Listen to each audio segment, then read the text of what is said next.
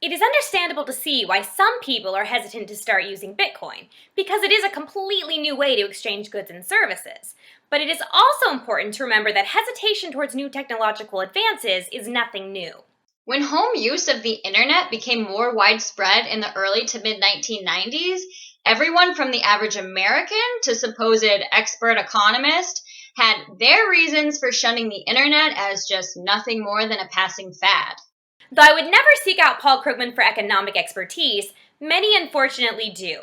It would have been a shame if they had listened to him back in 1998 when he said, by 2005 or so, it will have become clear that the internet's impact on the economy has been no greater than the fax machine.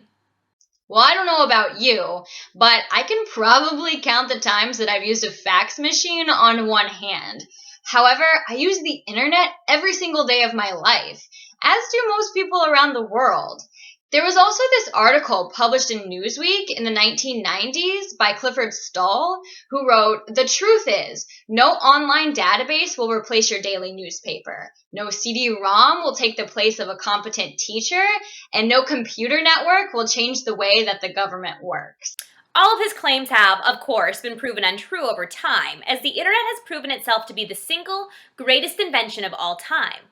It has literally revolutionized the way we communicate, learn, bank, and especially the way news is spread. I can't even imagine what kind of world we would be living in today if everyone would have just dismissed the internet because of its complexities and just gone back to business as usual. It would also be a shame to think about the future world we might live in if the masses continue to be hesitant about Bitcoin. And as we said before, fear of new technology is an age-old tradition. When the telephone was invented, there was an internal Western Union memo from 1876 that read, "This telephone has too many shortcomings to be seriously considered as a means of communication." Another claim we now know to be completely false.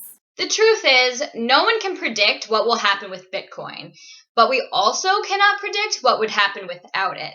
Can you imagine a world without, like, the internet or the phone? In 2009, when the whole of Iran was in the midst of a media blackout, the world watched anxiously as brave millennials tweeted out information about protests and rallies that were taking place in the aftermath of the elections. Without the internet, none of that would have been possible.